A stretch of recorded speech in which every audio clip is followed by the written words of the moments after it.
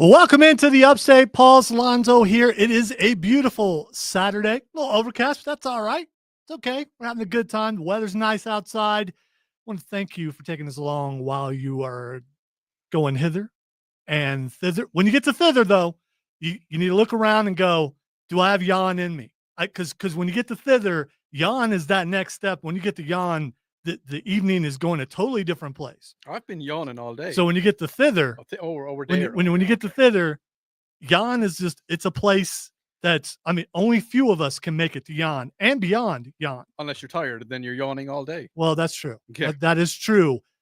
On today's show, we've got a lot of things to get to. We are going to be talking about South Carolina Comic-Con, of course, because it's coming up next week.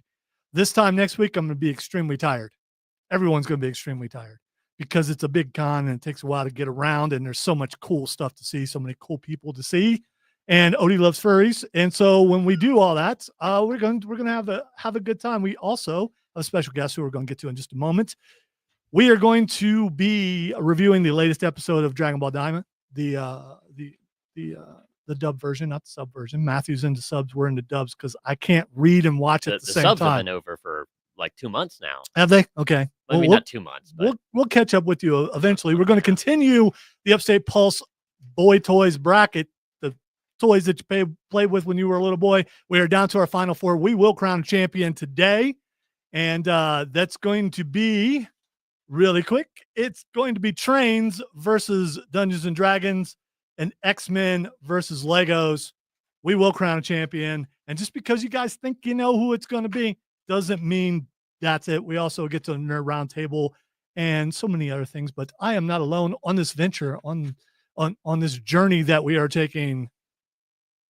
Odie is here. I'm taking this one. I don't care. This is now my music. I forgot. No, it's fine. Hey, Yeah. you're not in charge. Do it. You're not the boss of me, man. You're not the boss. Wait, you're just not going to say anything? I said my. Okay, well, welcome to the show. Odie Cameron is here. Took him a second. I'll roll with this. I can deal with some Shamashin. Shemishin. Okay. And finally, the voice of news on WORD, Matthew Causey is here.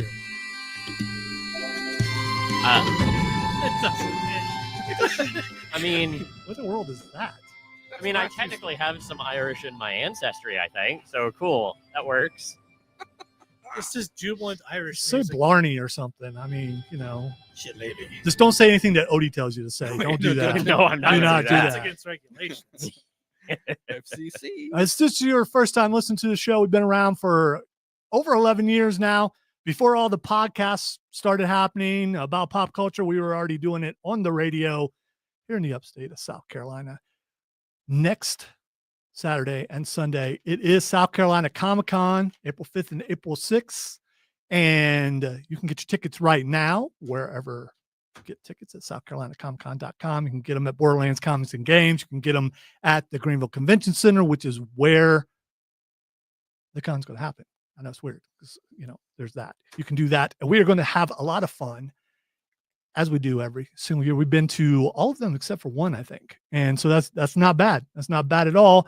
Today, we have a special guest. He is a voiceover artist. He is the voice of 17.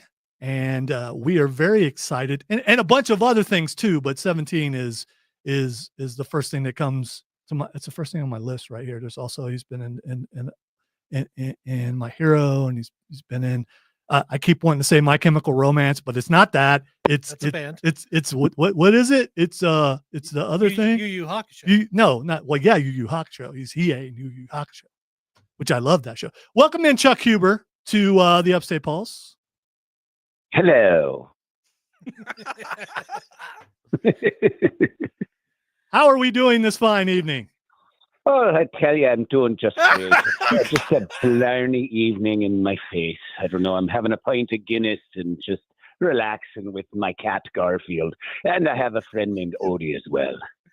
Chuck, I knew you'd bring it, man. I knew you'd come from the Emerald Isle. We Wow. picked up another one. They sound like twins. It's weird. It's the same person. That's right. We're the same person.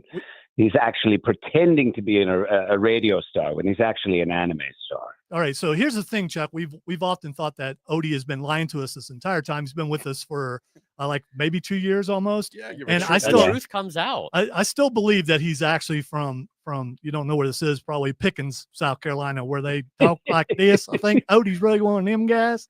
That could be. That's right. Odie's he loves South Carolina. Man, I told you, stop telling my secrets, okay? All right, until he does that, and it gives it away that there's no way that he could actually be that. Have you been to South Carolina before? I have been to South Carolina. I've been to Greenville, South Carolina before, in fact. That's cool because that's where South Carolina Comic-Con. I know. I'm It's going excited to to be. go back. All right. I love the Carolinas. I had planned on making a joke about saying, yes, I've been to South Carolina before. Chapel Hill is my favorite. There you go. There you go. Well, I don't know if you knew this or not. You probably didn't because it's your first time you've been on this show. It's true. We actually can be heard up in Chapel Hill. So, I mean. Oh, seriously? Yeah. So we can be heard as far north as Charlotte and over to Atlanta. Okay. Well, in case my buddy Ogre from Chapel Hill is listening, just shout out to Ogre there up in Chapel Hill. I got to say, it's awesome that you got a buddy named Ogre. Yeah, he was taking 7th grade for the 3rd time when I was taking 9th grade, and he was like 6'4" and like 200, like a solid. Right, that's why they called him Ogre. But he protected me all through junior high, so he's always been my pal. Yeah, I always ended up being that guy for other guys. So I mean, it's good to have those guys around. It's always Yeah, good to I was have a an shrimp. I was really short, tiny Oh, guy. I feel that. I was going to say the like same Matthew. way. Yeah. All right, so you've been doing this for a while, and I'm an older guy who's in radio, I've been in radio for almost 30 years, but almost everyone I know in radio, except for really old people who just don't get it, want to be a voiceover artist. I mean, it's one of those secret things, man, if I could just find a way. How did you make your way into to voicing anime and video games and stuff?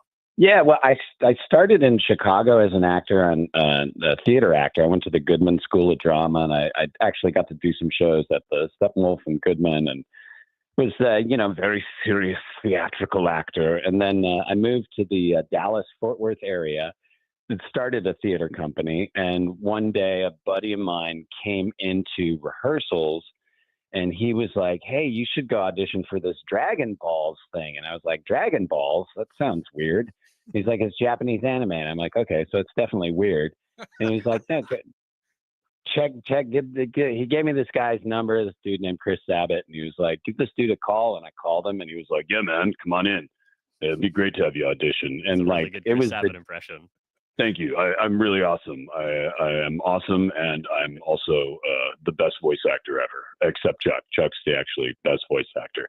But yeah, so Sabat brought me in, and when Funimation started, it was in a bank building, and the studio was in an office in their fulfillment warehouse. So I got this audition, and he was like, "Yeah, man, you know the bank building over off of Roof Snow?" And like he was giving me just like verbal directions of how to get there. And he was like, "Cut through the gas station. You can get to the parking lot quicker." And I was like, "Okay." And I had come from Chicago, where auditions were like these very formal affairs, where they're a casting director and someone has a sign-in sheet, and you sit in the lobby, and then your name is called. And you go, this was come find me in the bank building. So I went in the bank building. I was like, I wonder where this is. And I finally found it and kind of wandered through this like stacks of VHS tapes and heard this guy talking in the back. I was like, oh, that sounds like the dude. And I walked back, and it was they had a great microphone, a great whisper room, but the rest of the studio was like a broken table with a blanket thrown over it for sound attenuation, and like phone books holding up monitors. And so it was really sketchy.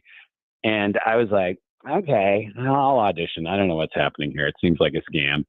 And I auditioned, and the very first role I got was Garlic Jr. So he had me audition for Garlic Jr., and I was like, I'm going to push you into the dead zone. And he was like, Man, that is awesome. That is really great. Do you have time to like record it like right now? And I was like, you didn't record the audition? He was like, No, you got the part. I just got to turn in some episodes. I'm running late. So I literally walked in, auditioned, and then recorded my first 2 episodes or something of the 5-episode Garlic Jr. arc. And as I was leaving, he ripped a piece of paper off of a spiral notebook and was like, "Here, write down your address so I can send you a check." And I was like, "Yeah, sure, fella, you're going to send me a check." But it turned out pretty good, and I've been doing it ever since. That was back in 98, I think, 99. Yeah, see, I was going to ask you about the pay thing because I was wondering about that. Back in the day, it was $35 an hour, and we thought that was awesome because it was doing funny voices and getting paid better than we were at whatever other jobs we had. So. I don't know if you know anyone in radio, but $35 an hour sounds pretty awesome. I'm just saying. 40 hours a week, it's great, but you don't get 40 hours of studio time. You get 6, and you're like, that's not going to cut it. So you always got to have another gig. Well, it's really awesome to hear about how everything was near the very beginning, but obviously things are super different compared to that nowadays. So I'm curious, as someone who has been with the industry for so long, what it's been like watching the industry evolve and how that evolution has looked. It's amazing. I mean, I think generally speaking, voice actors feel like we've won the lottery. And this is up and down the genres, not only anime, but even older voice actors. I'm here in Syracuse at a different convention with Bill Farmer, who's the voice of Goofy, and we did a panel today. And, just hearing Goofy next to me, I was like, I can't believe this. And he was, we talk about how lucky we are to have a fan base that supports us the way we do. Because it started, when conventions started, they would pay for your flight and hotel and maybe give you a couple $100, and you worked all weekend and hung out with fans and signed some autographs. But it was really more about the panels and the sort of events and things happening. You'd do an hour of autograph signing a day. But all those fans built that sort of structure of conventions that's exploded into what it is now. But what really changed it for us was COVID, because when COVID hit, the entire world ran out of stuff to watch on Netflix. And they were suddenly like, maybe I'll check out this anime thing. And after COVID, the popularity of anime has just skyrocketed to the point where, and we're very lucky that we're not recognizable faces, so we can go anywhere and not be bothered, except when there's a big convention in town. We get 2 or 3 days of feeling what it's like to be an actual star, like a SakuraCon in Seattle, where they take over the whole downtown, and you'd walk down the street and people are taking pictures with you and asking for autographs. And so, we get a little taste of it, but generally speaking, we just live our little quiet Dallas, Fort Worth lives that we live. So it's been an amazing journey. And if you would have told me when I walked into that audition that this was the most important audition of my life, I would have laughed at you that this could not possibly be anything important. And Dragon Ball Z turned out to be, incredibly wonderful for me and my family. Well, and I was definitely a Toonami kid when I was growing up. So I heard Garlic Jr., Android 17, loved Dragon Ball when I was growing up. I do have a bit of a more specific role question for you. Sure. Do you like to do more of the stoic characters like Android 17, or do you prefer maniacs like Pilaf and Garlic Jr.? Okay, so it depends on what you mean by prefer. So, if I jump in the booth for Emperor Pilaf, it's going to be very fun. It's going to take a lot of energy. I'm going to make myself and the engineer laugh a couple of times at least. It's a strain. Oh yes, I'm the great and glorious Emperor Pilaf, and so he's fun to do, but it's stressful, a little bit more stressful. Android 17, on the other hand, when Chris Sabat, who's the big head honcho of all of anime, basically, he was like, no, man, just relax, directing me as Android 17, because I came in with this idea of what I was going to do for it. And he was like, no, man, just relax. Don't do anything. And I was like, I am Android 17. And he was like, that's perfect. That's exactly what I want. What was your original idea? I'm curious. I just thought he would have more energy, and he literally, his only directing notes that he would ever give me were stop acting, don't do any acting. He was like, I just want you dead inside. And so I just kind of had to talk, and all the other characters in that show like scream and yell, and they have these huge power-ups. And Android 17, even in his massive fight with Piccolo, which is probably one of the best fights in all of DBZ, if you listen to it, I don't make any noise in that fight. Android 17 doesn't have any exertions. I think at one point he like lands somewhere and he just goes, eh. So in terms of doing the job, Android 17 is super cool. It's totally easy. It's very relaxed. I get to just sort of, zen out and just be. And that's fun as a studio professional, but as an actor, it doesn't scratch the itch as much as like a character like Dr. Stein from Soul Eater or Hiei from Yu Yu Hakusho, where you get to do a little bit more of what you were trained to do as a craftsperson. All right, we're More gonna range. we're going to take a quick break. We got one more segment with Chuck Huber. As we go out, I just want to say, how's it feel to know that you, the voice of 17, you saved everything.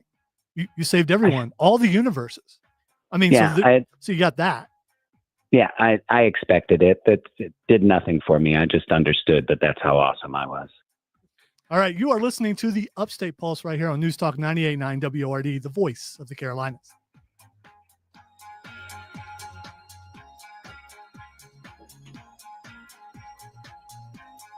All right, so if this goes long, we'll combine the next two breaks. See how much longer he's got. Yeah. Hey, Chuck, that was awesome for the first bit. How long have you got left that you can give us? Oh, perfect. Yeah, we're not gonna go that long. But yeah, no, we really appreciate it. We will be back in about 1, 2, 3 minutes. Perfect. What do you say?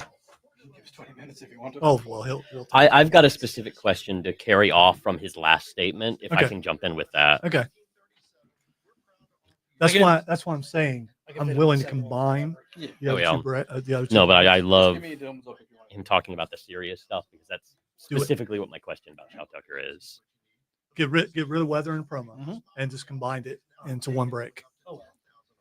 Yes, But you guys are hearing it's behind the scenes about stuff, his you know, performance of Shao executive Tucker. decisions What and was all your that kind of reason? I stuff. don't I was basically just going to do a swerve and just make a joke about him being one of the most dastardly villains of all time.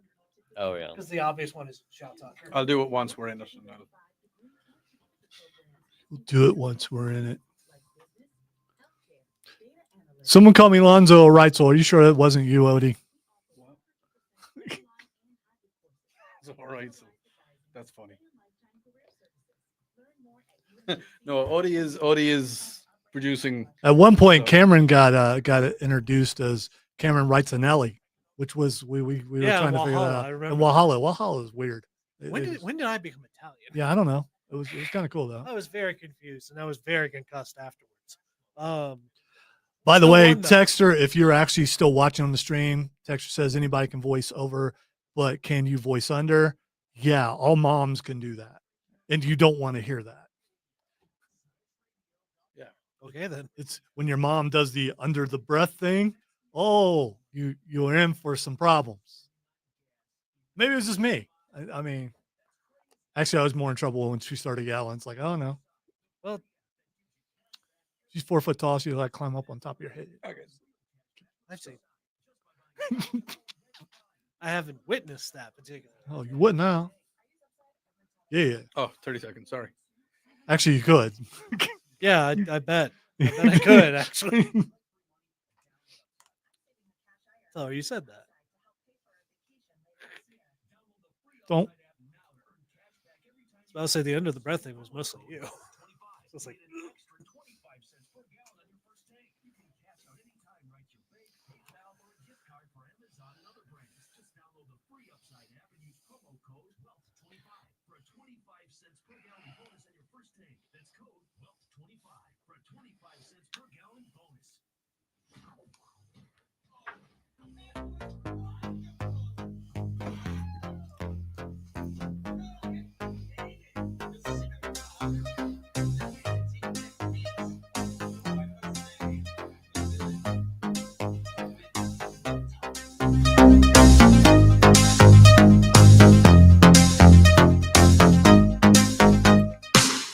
Welcome back into the Upstate Pulse. Lonzo here along with Odie and Cameron and Matthew, having a blast on Saturday night. If you want to be a part of the show, the text line is 800-905-0989. We are also live on Facebook, on YouTube, on Twitch, and on X at either 98.9 WRD or the Upstate Pulse. We are joined by Chuck Huber. He is a very, very, very, very famous voiceover artist. He's done all the cool stuff. That's any cool anime that you've ever watched, he's been a part of that. Isn't that right, Chuck? That is correct. Yes. All of the cool ones. That's not actually true. There's a bunch of really cool ones in LA. Sword Art Online, Demon Slayer. There's a lot of cool ones that we don't record in the DFW area. But DBZ, My Hero Academia, Yu Yu Hakusho, Soul Eater, a whole bunch of them. All the ones that are really popular in America, I think. For sure. All those other ones are cool. And is there a role somewhere else, like one of the ones that you mentioned that you're like, man, I wish I got to be on that show? Oh, all of them. I'll tell you this, when they were casting for Attack on Titan, I was living down in Austin, Texas, so I missed the rounds of casting for that. And Matthew Mercer's character, Levi, I was like, oh, that would have been a cool character. Yeah, I was like, that is a pretty... So I wouldn't want to take it from Matthew, but if we transferred to another universe where he didn't exist, which would be a sad universe, I would gladly step up and play Levi in Attack on Titan. Well, the Attack on Titan universe is pretty sad. So, yeah. Man, that's a crazy show. It's a good one, though.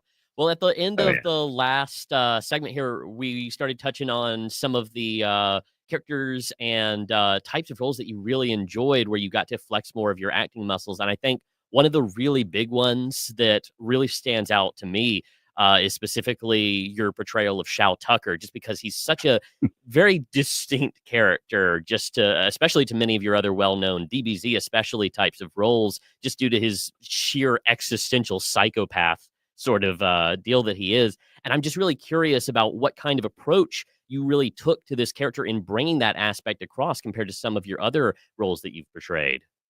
Yeah, well, Shao Tucker is a very special character. He is one of the most hated, if not the most hated character in all of anime, which I love.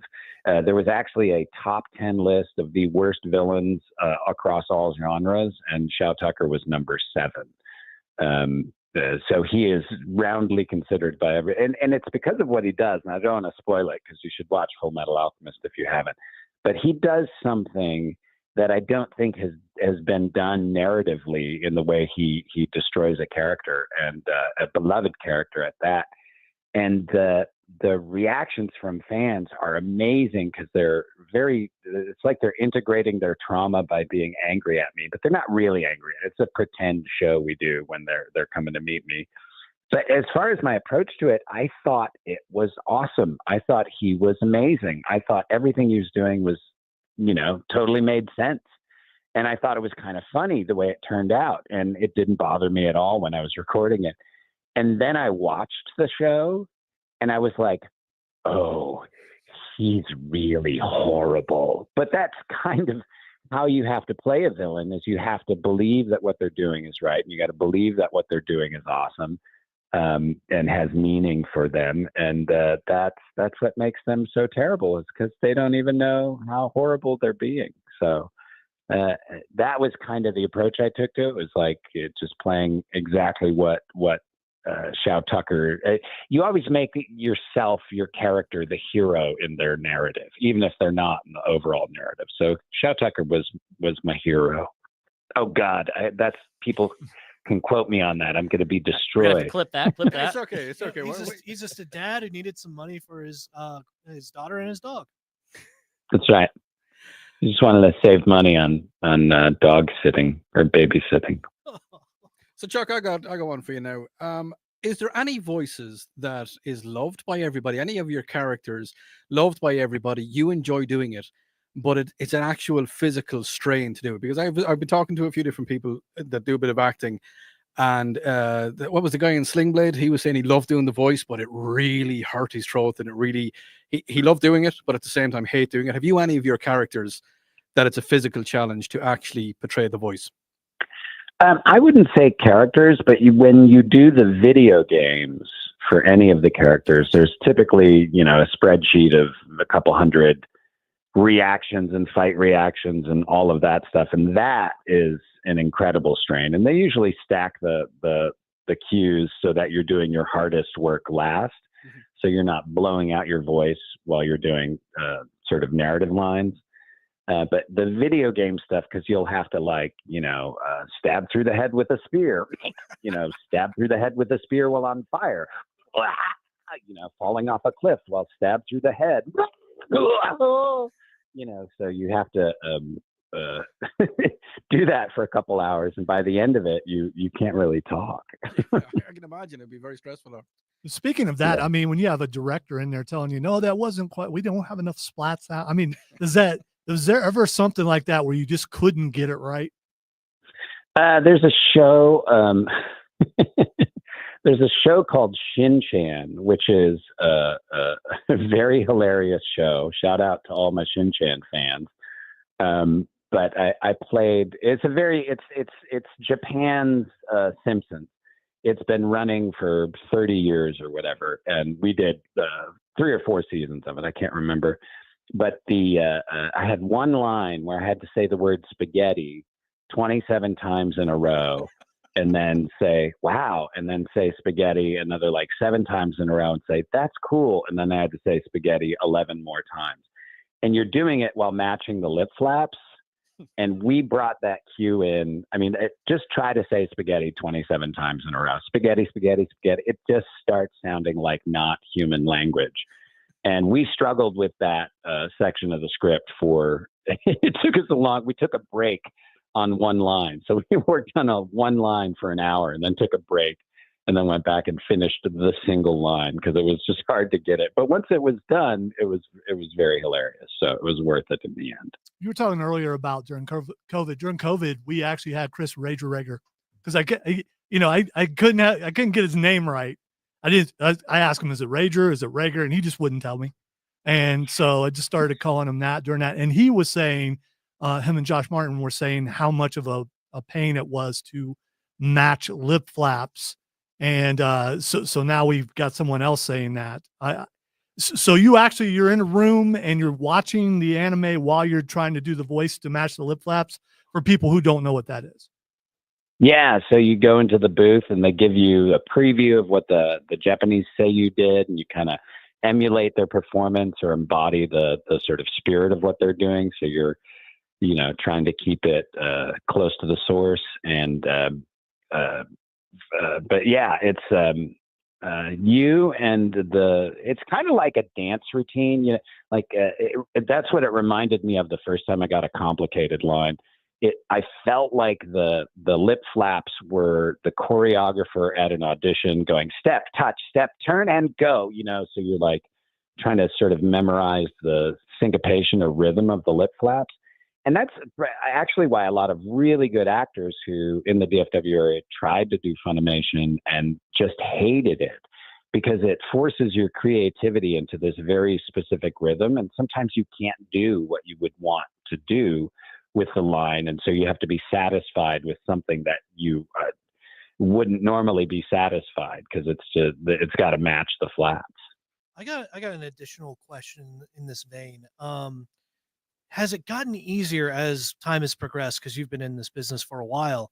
Has it gotten easier to dub things, or has it relatively stayed the same process? Oh, it's definitely gotten easier. I mean, we started on 1/4-inch tape, and every time you'd blow a take, they'd have to rewind it, and it's and then you were ready to take the next take. So it was like this 8 to 16 second, sort of pause in between takes with loud clanking noises. And now the takes are very quick, and we're expected to be on point now. There's no.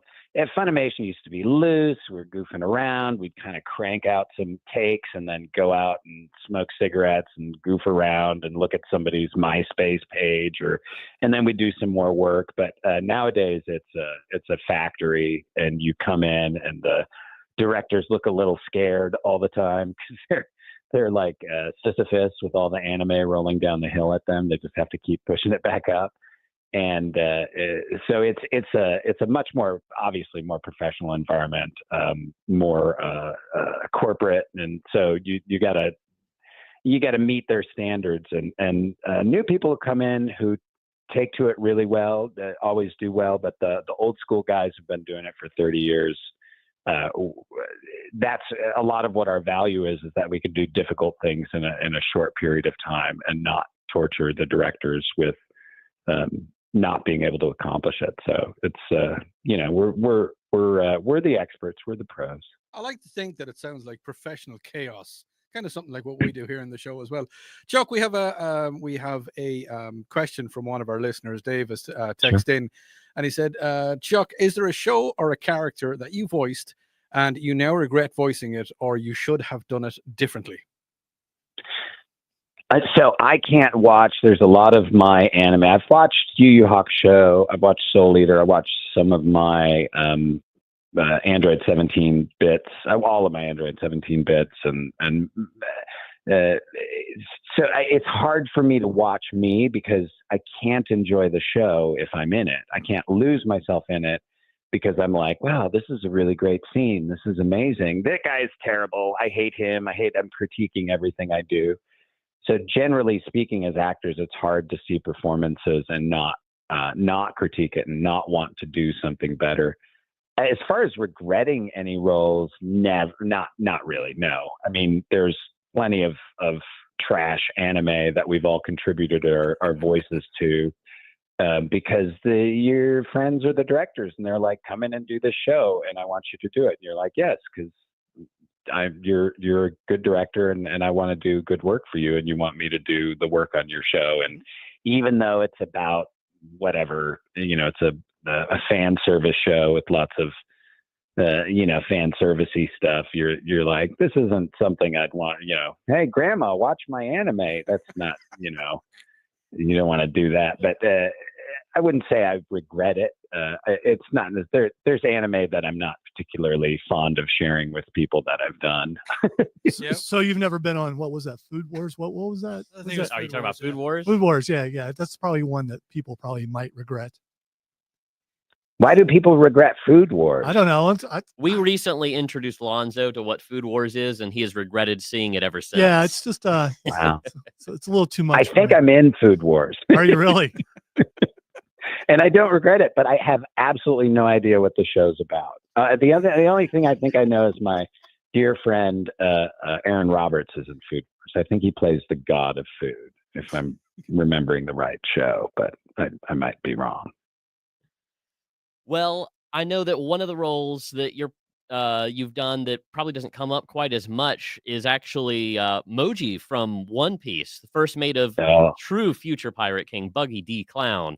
But I think there's a little bit of similarity between him and Android 17 in the sense of you voiced Android 17, and it was really a long time, somewhat, since you got to reprise his role in Super, though, of course, there was plenty of Dragonball content and properties that came out between then and there, between Kai and the video games and whatnot. But we don't really see that as much with someone like Moji. So I'm curious what kind of anticipation there is for reprising potentially a role like that, if being the first mate of one of the four emperors, being in the potential race for the One Piece, what kind of anticipation there would be for reprising a role like that after so long? Well, Mike McFarland was directing back then. He was playing Buggy, and I think he was directing One Piece back then. And One Piece is one of those shows where you're like, that's still going on. And it's amazing because the core One Piece fans were hardcore back in the day. And then it blew up after COVID. Suddenly One Piece was everywhere, and then they did the live action, and it blew up like 10 times more after that. And so it's been really gratifying for the fan base, the core fan base that's been there for 20 years, waiting for the One Piece. Finally, somebody find it.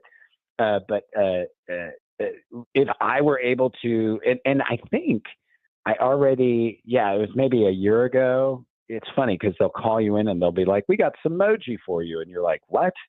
And I think he had a couple of lines and a couple of reactions, like, I don't know, maybe 50 episodes ago. I can't remember. But if he were to come back, that would be amazing. Just because the One Piece fandom has grown so strong.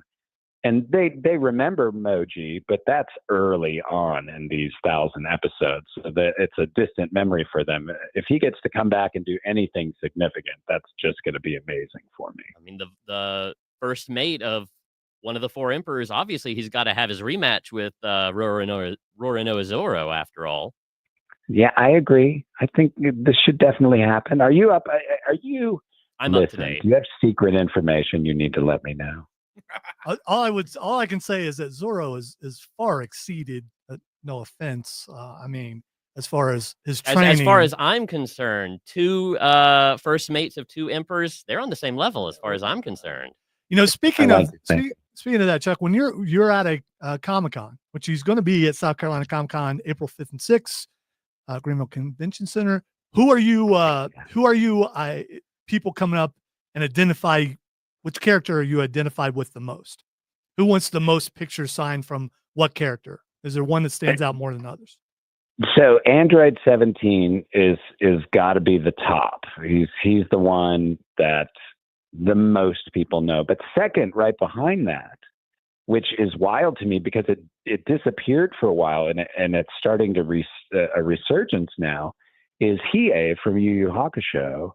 And I'm getting 10 and 12 and 12-year-old kids who are like, Hiei is my favorite. And I'm like, that show's from the 90s. And they're like, we love it. And so like the cool anime kids are discovering the old cool 90s shows and sort of owning it. And so there's this great new crop of Hiei fans. And so Hiei's been getting a lot of love at the table lately, which is fun for me because he's my favorite character. He was probably the best character. Yeah, I really enjoyed Hiei and Kuwabara, but just because he's so weird. Yeah, he's just so weird. Get my sister's name out of your mouth. Slap. All right, Chuck Huber, thank you for being a part of the show. Cannot wait to get to meet you this Saturday, or a week from today, at South Carolina Comic-Con, April 5th and 6th. Thanks for coming on the show. Yeah, thanks. And if I could just say, your intro, you said you guys have been doing this for 11 years, and that is such a support to the community. And you guys should be given proper commendation for doing that long of a run on this show. So you guys are amazing. Well, we appreciate it, and don't tell the bosses they forgot we're here. All right, guys. Thanks for having me on. All right, thanks, Chuck. All right, that was Chuck Huber. I mean, that was pretty cool. That was definitely cool. He was awesome. We could have kept going with him because there's so many other questions to ask. But right now we need to take a break. When we get back, we're going to react to the interview a little bit and get you into the next hour. You listen to the Upstate Pulse right here on News Talk 98.9 WORD, the voice of the Carolinas.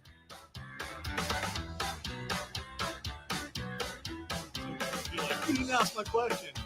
What math you asked? So it was about the same thing. I'll pull that out. Yeah. He was a really cool guy. Oh, he is. Most of the voiceover people are like that. I mean, a lot of them start out in radio. So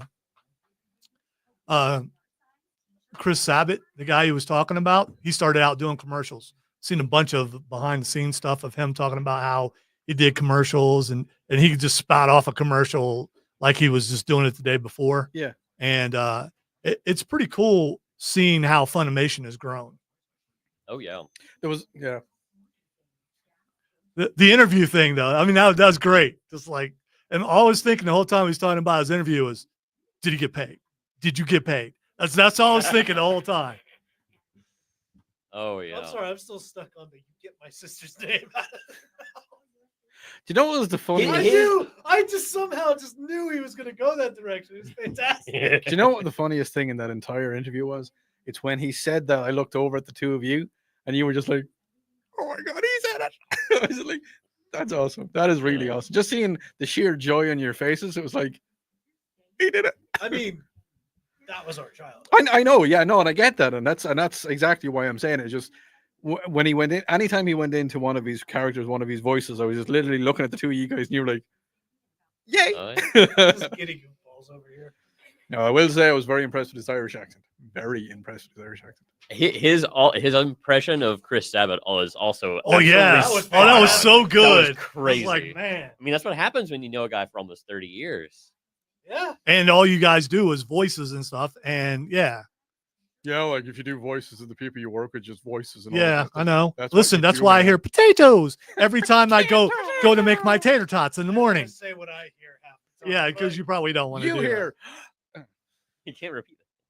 Well, John, anything you did miss, you know what you can do? You can either go back on this stream and watch it, or you can download the free Odyssey app and go back on that, or you can go to 989wrd.com and find the podcast when Odie posts it after the Podcast, show. Upstate Pulse. There it is. I will There be you go. Or posting there it it will at be later. about 15 minutes after 9, but God only knows when. We're it actually keeping our goes up. fingers crossed, and I'll mention this when we go back on the air, that we may have another interview before the show's over. Fingers crossed. Yes. And toes Are we prepared? and other appendages for sure.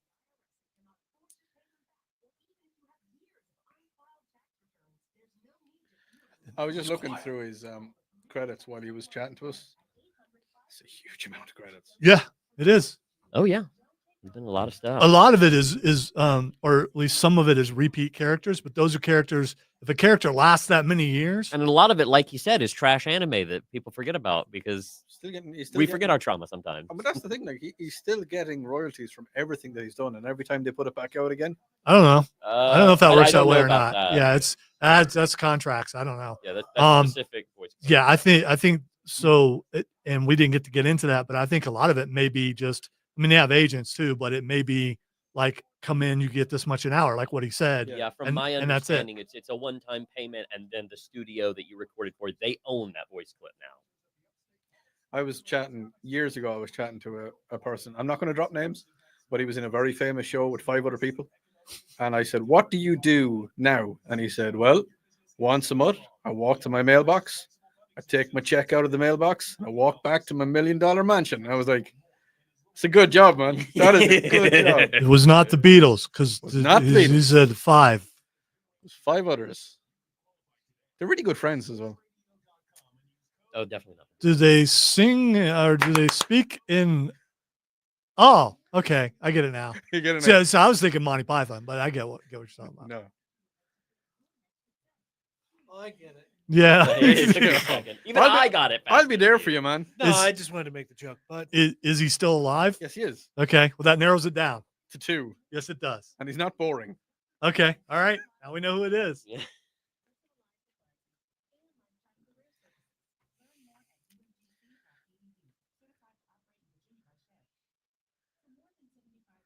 Forgot that we combine breaks, so this one's a little bit longer. A little bit longer. Yeah, it's fine. it was worth it. It's more time with you guys on the stream. It's more exclusive time with you. stream. You Yeah, guys. guys. Didn't really bust that out in the stream press. residents. Well, you could have. You could have. You wouldn't have known who it was, but that's fine. Then when we come Hope back, you're we've all got enjoying the 7 minutes, show. or maybe 8. Also, do you notice how What? professional We've got 7 Matthew minutes. got That's during fine. that interview? Yeah. And if the other guest calls in and I wants to take literally the do entire interviews show, on a near you take weekly the entire basis. show. I don't care. So I just kind of jump back into that mindset whenever I'm doing Hey, it. it was nice to watch you work. Yeah. On the morning. I'm over here Hold trying the not to PD. He said something a couple of times. It's just sent me into giggles, and I'm not saying it now because we'll talk about it after the show. What doesn't set you into giggles, though?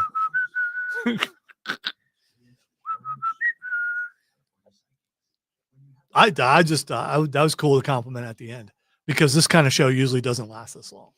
Oh yeah. Shh, don't tell anybody. Listen, every year, like I told you earlier when we were out to eat, 3 months, we won't make it another month. 1 year, we won't make it another year.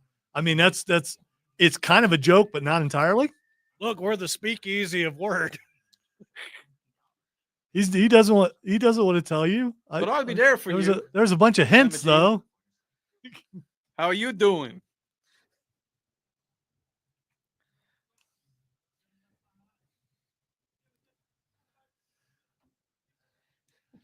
Do I?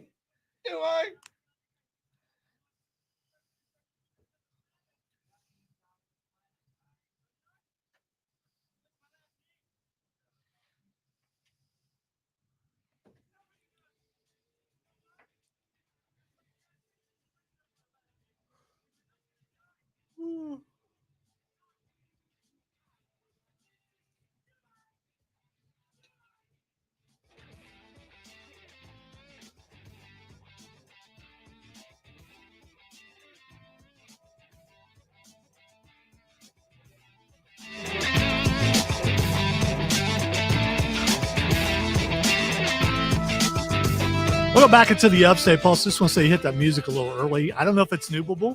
You're supposed to wait till stop pushing up your glasses. It had said it. The thing had said it, and it had done the. Lonzo here, along with What Odie did he just and Cameron. No one knows. And Matthew. Shout out to Borderlands Comics and Games, South Carolina Comic Con, sccomiccon.com for getting us the guest of Chuck Huber. That was pretty cool. So now we've talked to Hercule, we've talked to Boo, and we've talked to 17. Yes. Why do we not get any good guys? I mean, we get all villains. That's fine. Android 17's a good guy now. Also, Hercule's a good guy. Yeah, I suppose. Yeah, Hercule is definitely a hero. He is the champion. I'm blaming this, even though he wasn't here. I think we get villains because of Odie. That's why. I think that's what we're doing. No, really, that was a really cool interview. We could have kept going, but he's got other places that he has to interview, and it's always fun for me to get some insight on something that I'm not joking. I think I'm speaking for at least three of us. Voiceover would be so cool. I absolutely love the industry as a whole. I think it's super cool. I'd love to do it. Honestly, unironically, if I ever had the opportunity, I would jump at the opportunity. Robots, man. I'm telling you, every time I hear the robot on Vasco on Starfield, I hear you doing it. I do. I don't know who they yeah. sound like. Oh no, I hear you doing it. It is fun doing it, but it's also monotonous because you have a director who's on the phone to you, and you literally put him on the phone and he's just listening to what you do. You record it, you send it on to him, and he listened to it, and literally as you can hear him listening to your voice on the other end of the phone, he's like, can you just do it slower? Okay, and then you do it again, you record it again, you send it out to him, but sometimes it's really fun. But I'm the guys like Chris Huber and other guys that we've interviewed. If they work for a company, I think it's different because like Funimation or they're it depends on in studio versus remote. Yeah, remote is fun, and I've done a few different bits and pieces and like advertisements and stuff. But yeah, sometimes remote is just kind of like, I think that I would love to be like what we're doing now. Yes, except for doing it in doing a voiceover for something. Well, there's only one way we can do it. Yep, Upstate Pulse the anime. Pappy is the main character. The bad guy? I'll get to the scripting. There we go. I will script with you. No problem. Ooh, dual scripting. I don't know. That sounds like there'll be some fighting at some point. Okay, why do we need an Irish guy right here? I don't know. Because there's one reason. Potatoes. Okay, why is Kerry Gold an actual character in the show? Why are they all drinking Guinness? We could call a female character with luscious red hair Kerry Gold. See, there you go. Trey says on the stream, Matthew could be an announcer at sporting events if you wanted to be. Unironically, I have actually done similar stuff to that with the fighting game tournaments for Smash Brothers. I think I'm a pretty decent color commentator. Would you do baseball? I think you do great at baseball. No, he's not boring enough. You got to be a little bit more boring to do. You have baseball. to be a little bit dead inside. And he's looking at the ball, and he decides not to swing at it. That's going to be a ball. You can do it. Yeah, He's going to take his base. I think he would lose interest after 2 innings and quit. So I mean, if he fell asleep, he fell asleep. You know? speaking Our of three fans baseball, in the audience yeah. are clapping and they've stopped. They look like they're keeling over, and we have 2 fans left on the baseball field. That's a bold move, Matthew. What do you think is going to happen in the second inning? I think we're going to go down to 1 fan in the second inning. That's a bold move, Matthew. All right. So despite them making fun of baseball, and I don't like baseball, I but absolutely love baseball, they're do? getting pretty good Yeah. crowds right now. Baseball's fine. Yeah, and shout out to my granddaughter and others who started their rec league softball today, her first game. It's pretty cool seeing her in the uniform and everything, getting out there. 6-year-olds, not a lot of structure yet, so everyone gets the bat, that sort of thing. Kind of like herding cats. No, it was pretty cool. I mean, Okay. there's some things she needs to work on, but she's 6. Yeah, no, that's what I Yeah, say. Like yeah. I've seen small kids playing baseball before, and they're just going everywhere. Oh no, from They were that very well standpoint, organized. yeah, it was Oh, very okay. organized. Okay. Yeah, it was good. There was some everybody's out in the field, so sometimes there's like 5 people trying to catch the ball. But this is a good start for them before they move up to another age group starting next year. So I think it is cool. I think it is. yeah, cool. it was very, very nice. Now I know that we just had Chuck Hubert. There's a chance, there's an off chance that we may have another guest before the show is over. I'm not going to tell you who it is. I will tell you. Is it John Cena? No. No, he won't- broke up with all of us. We won't see him. Yeah. Well, I still like. I still talk to him sometimes. John Cena did not think that joke was funny ever, is what he just said. So there's that. He just texted me.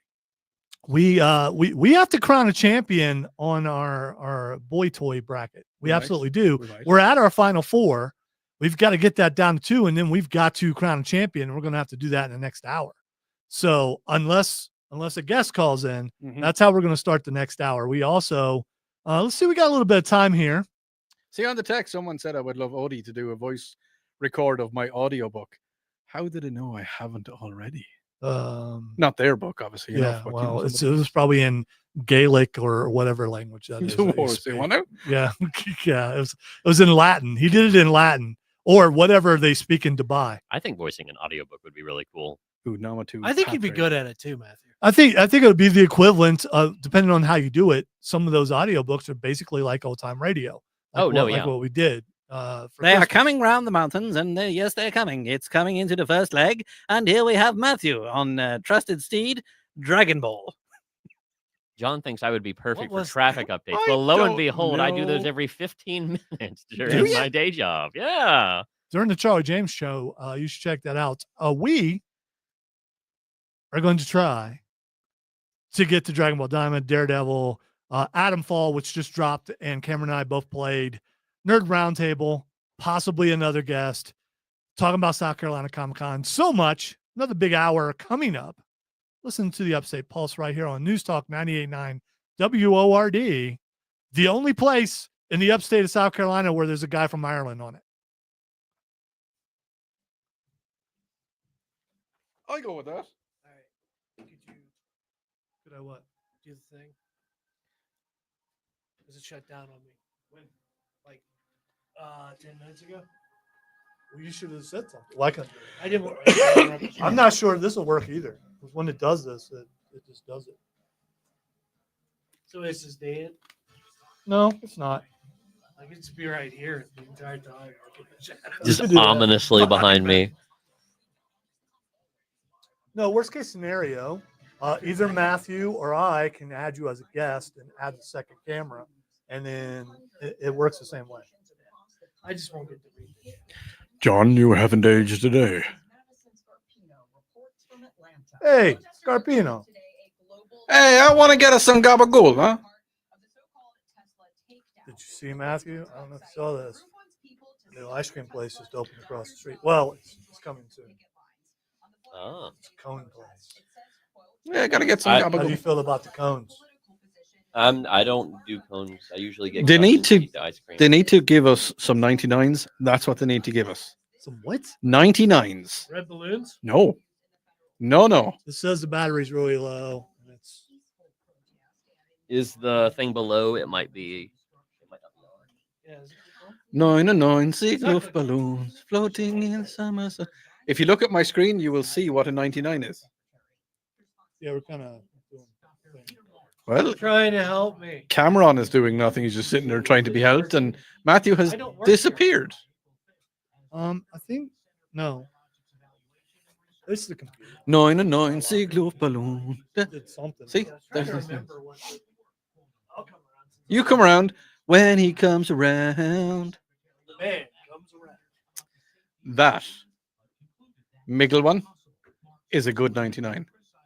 Why is it called a 99? There's apparently two reasons. One, because the first time that they were released, they used to cost 99 cents for one of those. And the second one is that this flake here, the last two numbers on the barcode or the ordering code is 99. So people would order some 99s, which is them, apparently. So what is that exactly? Like what's that? Software. Oh, it's a chocolate flake. Oh, Yeah. You have your laptop with you? I do.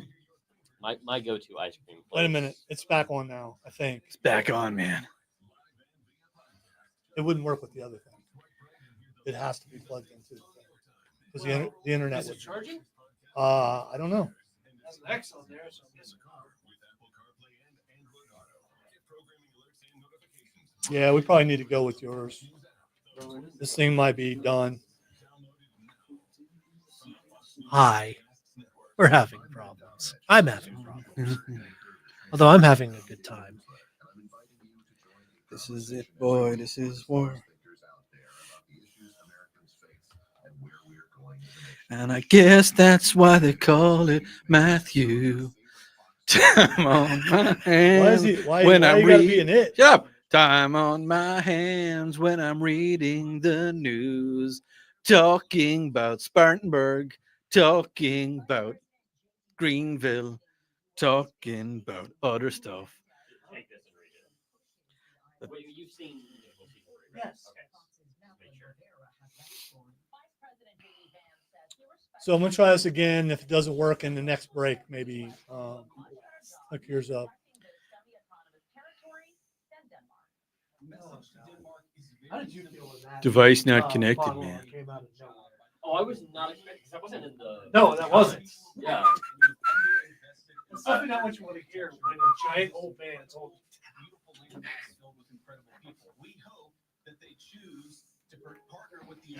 Thank you. Yeah, I don't know how long it's gonna work, but we'll see. I thought it would be funny. They died in 3 seconds. The funny thing is, they would absolutely destroy him Why? because regularly, it has cartoon logic. Oh yeah. So it's like when Vegeta fought Rayleigh. Yeah, basically. Can't fight a gag manga character? What's wrong with this? That was such a great episode. It really was. That's so bad for Vegeta. It's because he just couldn't grasp it, and he never would be able to No, grasp he was that. so aware of Because it, but he just why he was getting beat, and he just couldn't. Yeah, I just. If I remember, Goku's like, yeah, I think I remember her. Conquest shows up, Mordecai and Rigby go to Skips. Yeah, I've seen this before. Have you seen the thing with like Muscle Man and Omni Man? Yeah, I knew it. Oh, yeah, no, I've seen that too. Okay, I figured that you could do that voice, but I wasn't expecting.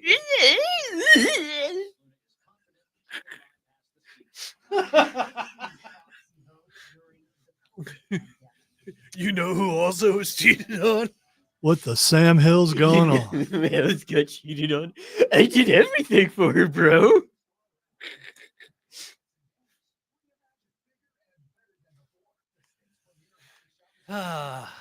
What's it doing? I mean, It's still on. It'll Okay. die here in a second. but okay. Well, if it does, you can still talk on the air, and then Odie will they bring his won't see my computer lovely around. Face. Yeah, well, you know. Good.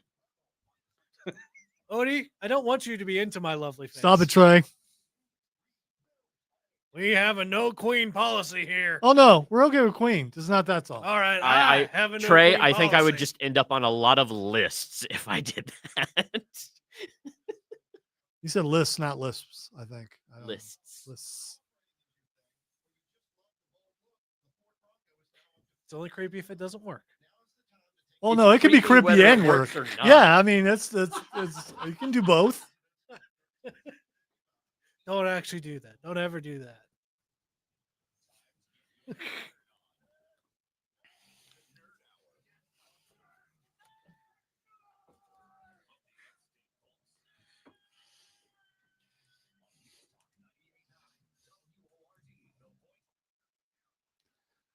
Welcome into hour number 2 of the Upstate Pulse, the Nerd Hour, which used to be the third hour Nerd Hour, but we'll never get it back just because the man is keeping us down. But the man is also allowing us to be on the air, and we appreciate that. Speaking of the man that's helping us be on the air, shout out to Rob Young and Borderlands Comics and Games, 410 South Pleasantburg Drive, and South Carolina Comic-Con, which is coming up April 5th and 6th at the Greenville Convention Center. You can buy your tickets now. You can buy like 1 day pass or get 2 days. 2-day passes are better though, because you can go through and go, okay, I really like that booth. I like that booth. I like that booth. There's no guarantee what you wanted to buy will be there the next day, but it might be. But there are some guests that are only there on Sunday. And one of those guests would be Sting. And I am looking forward to Monday afternoon when Rob Brown from the Rod Brown Show and I will be interviewing Sting and then playing that back on our show on the Fan, 97.1 in Greenville and 97.7 in Spartanburg. So be ready to check that out. Also, thanks to Michelle and thanks to Rob for setting up the interview with Chuck Huber. Like I said, we may get another guest before the show is over. If we do, awesome. If we don't, we got plenty of stuff to talk about, including we're going to elaborate a little more on South Carolina Comic-Con. We are also going to be reviewing the latest episodes because 2 dropped of Daredevil and the latest episode of Dragonball Diamond. We've got Atomfall, which just dropped on Game Pass. Cameron and I have spent a few hours in that world. We're going to talk about that. And we are also going to do what we're going to do right now. Okay, in the first half hour, we are going to get our bracket down to 2, and in the next half hour before the show is over, we will crown a champion. So here's how this works with the Upstate Pulse bracket. We've been doing this a couple months because it takes a while to get it down. It takes a while to figure out what's going to be our number 1. And these are toys that boys play with when they were kids, starting in 1974. That's when I was 6 years old. That's when I believe a lot of children start going, wow, I really like Batman, or wow, I really like, a Slinky or whatever. Everyone loves a Slinky. That's what they said. Apparently. That's what they said. Last week we got to see the end of an old friend, a friend that we loved very much, that some of us loved very much. And that was a stick. A stick went down. And I hate that we can no longer hear the stick song. I'm glad that it's gone. I hate you for giving him the opportunity. I hate you for this. You were setting him up for so long, and he just didn't do it. Yeah, well, listen. Don't ruin the moment, man. All right, so stick is gone. Ruin what? Stick is gone. Stick is gone. I gave you a little more stick, and now stick is gone. We are down to 4. We have Trains versus D&D, and we have X-Men versus Legos. Let's start on the opposite side. Let us start with X-Men versus Legos. All right, X-Men. We're talking about X-Men toys.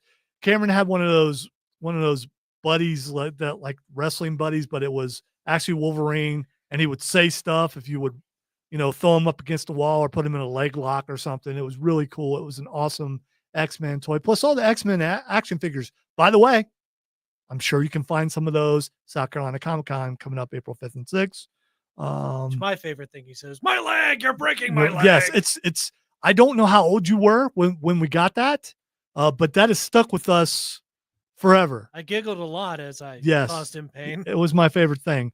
So X-Men, and if you had Magneto toys, maybe you had a bunch of other X-Men stuff. Maybe you were like Odie and just Jean Grey. That's it. Got Jean Grey. Mm-hmm. I knew that's what I gave him some hesitation there. Yeah. Maybe more of a rogue guy. No, not even like, although. Yeah.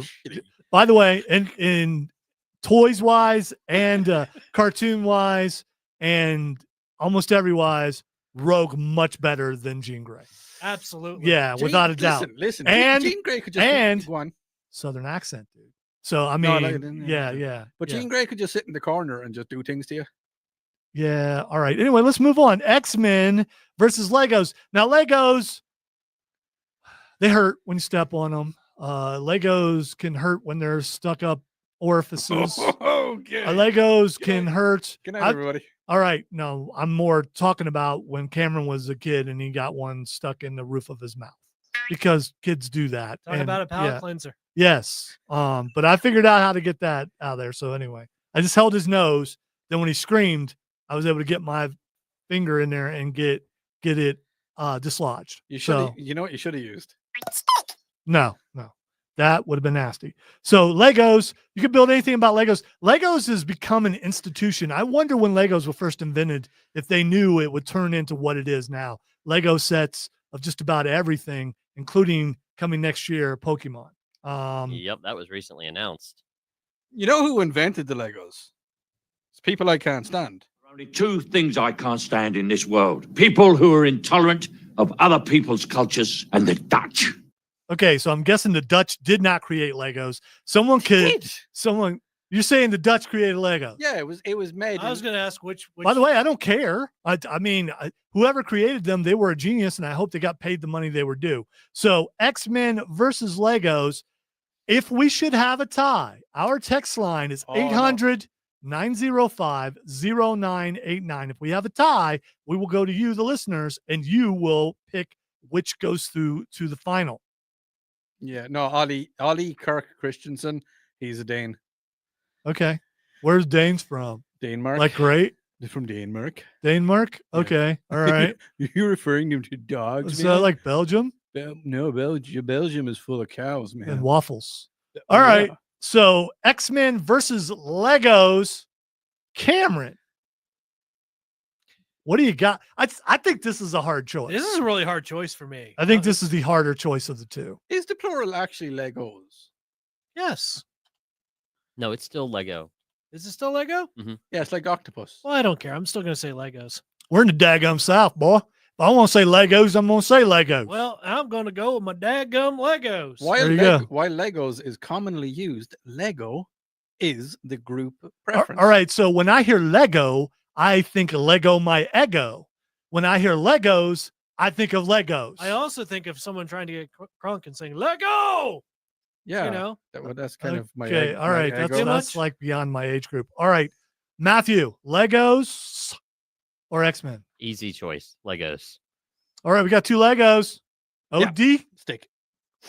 Oh, sorry, Legos. I'm stuck. I'm stuck in the loop. So there we go. We got three Lego. Legos. you've been Lego. stuck in a loop for 10 years. We Down got the hole. three Legos, and here's the thing: I could give X-Men an honorary pick, but I'm not going to because you can make X-Men out of Legos. So I'm going to go with Legos. So true. So Legos goes through, and here's our other choice: Trains versus Dungeons and Dragons. Odie, what do you got? I'm going to go with trains. I've been sticking with trains. I like trains. I love my trains. So I think I'm going to stick with the trains. And I've always had a train set when I was a little boy. When I wasn't playing with stick, I was playing with trains. That's Why does it sound like the passing of gas every time? Doesn't it? You know, I Yeah. can kind of see that. Yeah. Yeah. Just, Probably due to a lot of pressure. That's so going into my cart wall. all right, Matthew. This is actually a decent matchup for me as well, just because of the history I have with both model trains and Thomas the Tank Engine stuff as a kid. But I think I got to go with the modern deal for me, and that's got to be D&D. Why do I hear leaves rustling? It's part of the. It's part of whatever. the These are a thing few is. of your favorite things. I don't know, Cameron. When I'm feeling sad, I think of D&D. I'm gonna go D&D. All right, so two D&Ds, one trains. I could make it go to a tie just so I could have the audience participate, because that would be what a host would do if they were being dishonest. And I am not going to be dishonest. Never had trains as a kid. Trains are all right. Never been on a train. Okay. I have played D&D and I like it. So there we go. So the trains have been I've been derailed. on a train before. I rode over to family in Mississippi as a kid once. All right. I hear something now too. I don't know what that is. That's him playing the stick thing. No, it's not. Oh, no, now? No, I hear some static. Yeah, I do hear some static. Just give me 1 sec. I'm going to just drop you for a second and bring you back. Nope, I know what it is. Do you? All right. So when I think of trains, I hear I took a train to another state. But anyway, it's the Schoolhouse Rock. Oh no. Yeah. So Sorry. here is our final matchup: Dungeons and Dragons versus Legos. I think this is a major matchup. I really do. This is going to be a very difficult one. And in the second hour, we're going to get to that. When we come back from this break, though, we are in the second hour. We're in the second hour. in the second half of this hour. Thank you, everyone, for correcting. You could have let that go. I mean, I could have just let that one go. It would have been all right. It would have been less hurtful, but instead, you inflict wounds. Two of you. Matthew didn't say a word. He probably thought it, but he didn't say it. He pressed the button. He didn't press any button. He did. Matthew pressed the button there. See, Matthew's on the button. Why did we have a gong for that? Do we need a bump? All right, what we do need is to take a break. When we come back, we are going to talk Dragon Ball, and we're going to talk Daredevil Born Again, especially because we have a problem with Daredevil Born Again that made it very hard for us to watch a certain episode. You're listening to the Upstate Pulse right here on News Talk 98.9 WORD, the voice of the Carolinas. What? We did? Oh. Now you remember. Yeah. Games are toys, Dexter. What went I know you're not Matthew, because Matthew did have a problem with games being in the thing, but I put them in there anyway because they're in the Toy Hall of Fame, which makes them toys. They may also be in the Game Hall of Fame, but they're in the Toy Hall of Fame, which makes them toys. You could say, yeah, but Aretha Franklin's in the Rock and Roll Hall of Fame, and so is Dolly Parton, but they're not rock and roll. Hey, I don't make the rules for the Hall of Fames, but they're Hall of Fames. They're committees and stuff. I say a little prayer for you. Okay, I don't think. No, it's not. You could sing. You better think. RESPICT. I've been spelling words. Respect. That's how they spell it in Ireland. Respect. Hey, you better respect me. I bet. Aye. On this here peninsula. The moment I wake up, it's stuck in my head now. This moment next week at this time, I will be completely exhausted. He will be.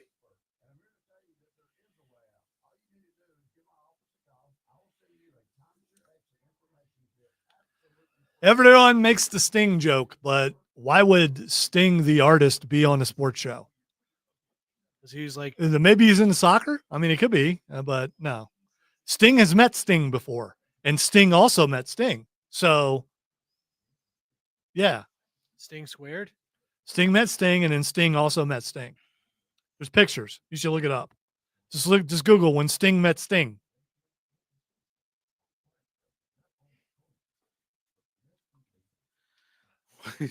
Sorry, I was zoned out and I just heard colonoscopy.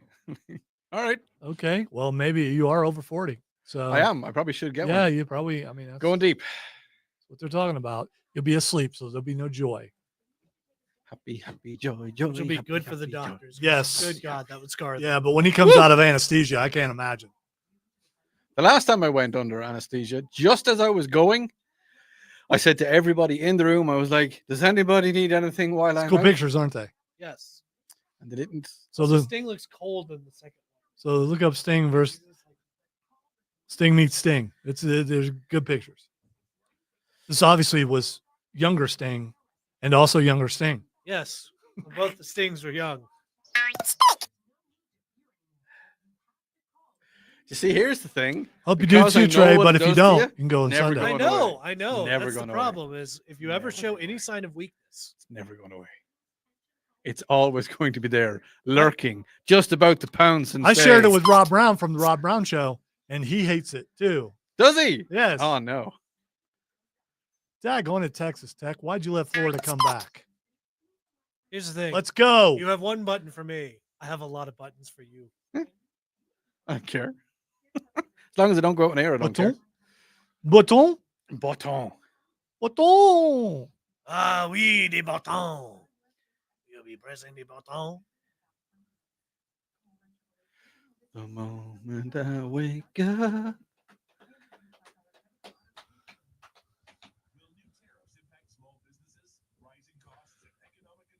Hope you're able to do it too, Trey. Wise men say. Angry texter.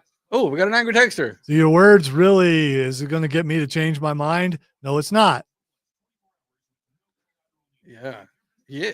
I always make someone mad or someone makes me mad when we do these things. So this year, not mad at all. I'm anger free. I'm good. I'm good. The politics have been expunged. They've been something.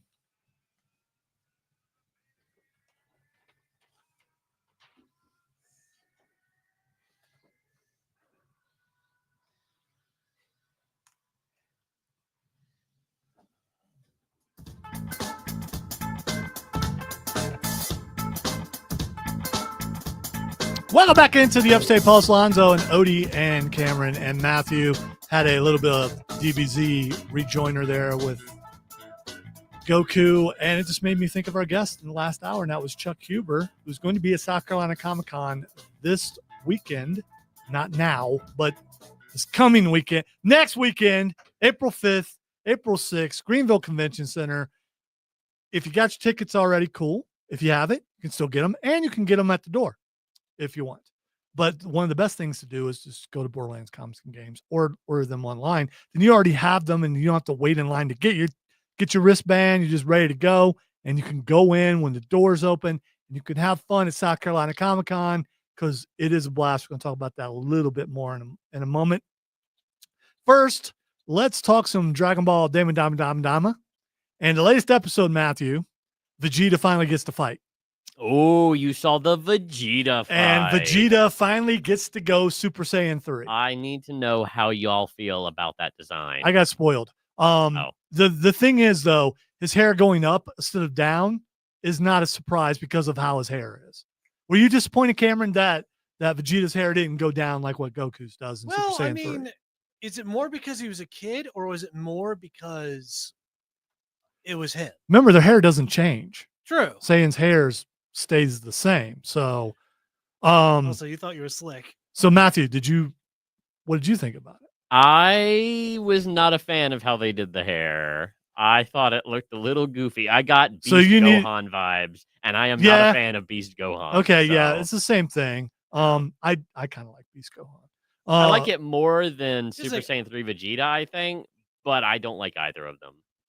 So I think one thing about it that I'm not so sure about, all right, he's having a hard time adjusting fighting in that atmosphere, but he still was able to go 3. Did it help him get to 3 faster because of the difficulty? I think he was just frustrated because of the Kraken at that point. Or maybe he had already figured it out beforehand. I'm pretty sure he had already figured it out. Yeah, because Bulma made the remark of just like, he hasn't stopped training. All right. Also, what do you think about the Majins? Love them. Amazing. They're awesome. Have you got to see the English version now? I mean, to hear I haven't actually heard the English voices for them yet.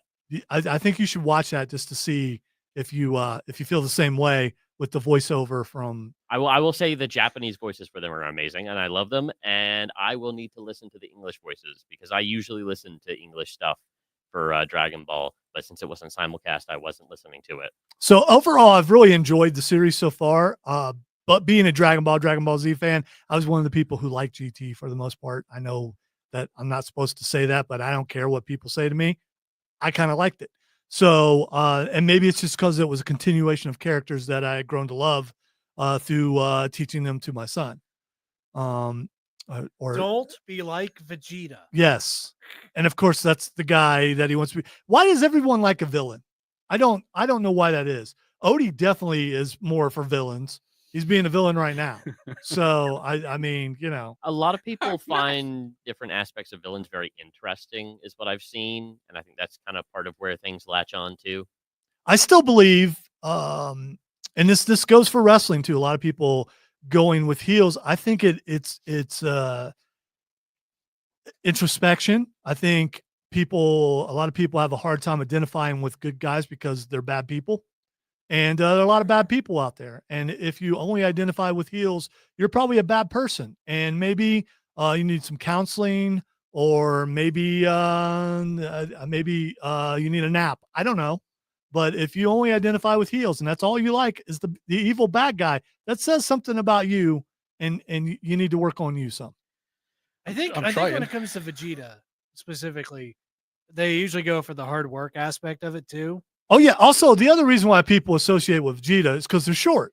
And let's face it, short people, the short man syndrome is a thing, and that's what Vegeta has. He's a short man. He also he's was given everything to as a prince. Then his kingdom is gone, so he's a king of nothing. But I think Metallica had a song. Now you're crowned king of nothing. He's a short guy. He's a villain, but he's not a villain anymore. Well, now he's just kind of more like the anti. Well, just like one thing about Dragon Ball, it's a lot of his character growth that people latch on to for Yeah. Vegeta specifically, and because he what went he from represents in from that. being this bloodthirsty monster to being a decent family man. Sure, he still has most of the attitude that he had before, but all right, you may believe by this conversation that my favorite character is Goku. It is not. It's Krillin. Krillin is my favorite character. I'm just going to say, I was With a trying to- close second, Yajirobe. I was trying to look up Vegeta online, and I was spelling it completely wrong. Yeah, it's with a Yeah, V. no, yeah. Yeah, I Very were you, close. were you Dude, spelling come Vegeta? Literally on. vegetable, but cut no, short. he's trying to go somewhere else. Stop it. All right, let us move on to Daredevil. All right, and the last 2 episodes dropped with Daredevil. One kind of lighthearted, the other one, I mean, there's a bank robbery, but it's kind of lighthearted. Lighthearted Yeah, bank robbery. yeah, because you get to see a character you were not expecting. Yes. Kamala Khan's dad works in the bank. So if you watched Miss Marvel or you watched the Marvels movie, then you know who her dad is.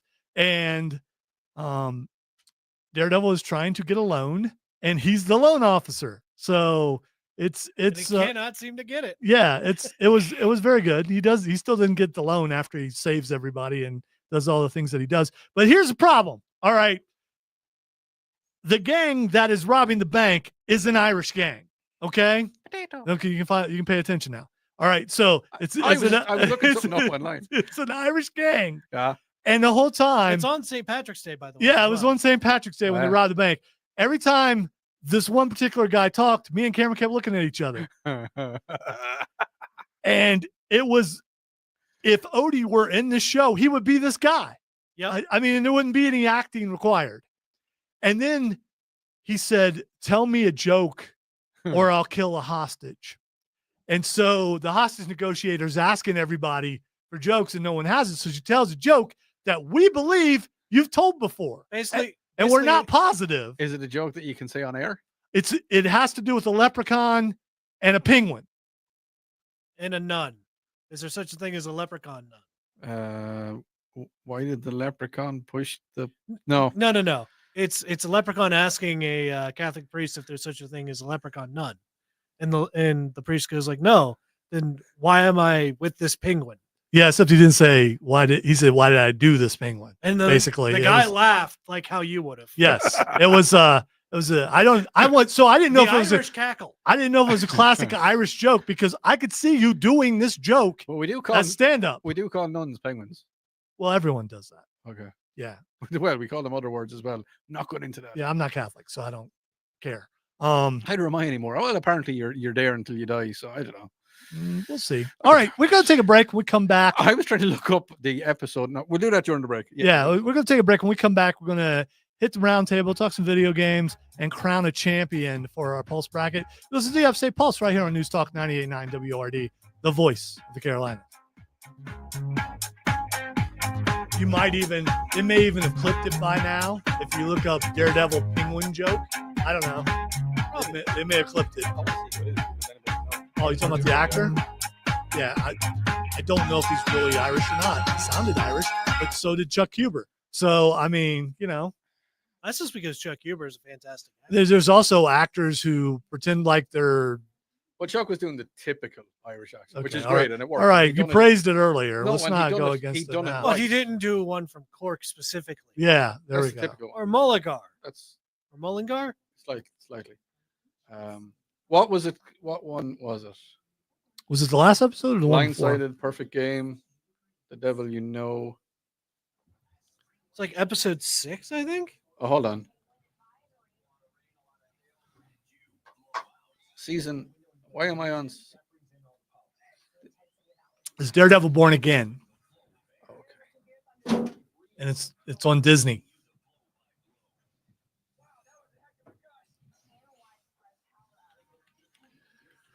Well, that stinks. I guess Cole and Diesel are still alive because Florida won. I got points for that because I picked Florida to win too. But still, what a steal!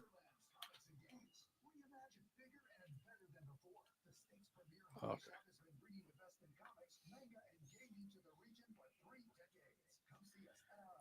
Chris, as far as what we were talking about before, Vegeta was a straight up villain at the beginning for quite some time.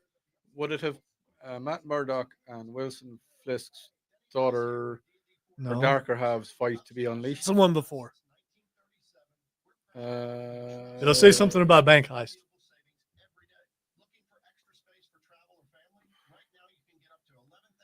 The trial of Hector Agalia No. begins. No, too much.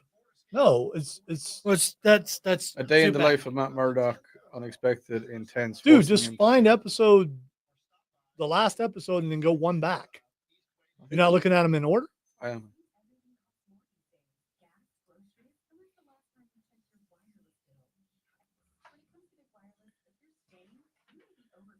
Well, there's a guy called Killian O'Sullivan, so Episode 5 is what it would have been. episode 5. If it is that guy, I know Killian. He's born and raised in Ireland. He has black hair, if I recall. Yeah, devilish looking, good looking guy. I was gonna say he's a good looking dude, so it's not like he was If it- scarred or anything. No, he's Irish. Well, I mean, devilish could mean good looking. If we're going by, I suppose. Yeah, it's Killian.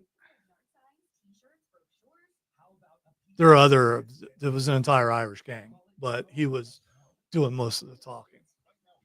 everybody else just looks scared. Everybody get up. Do you have Disney? Yes. You should watch it.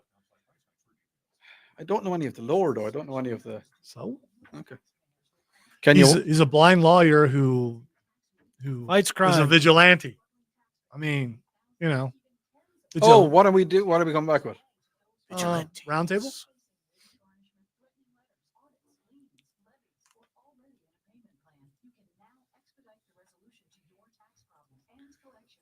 I hate my mind. Everybody in the club, say Vanessa, except for you, Adam.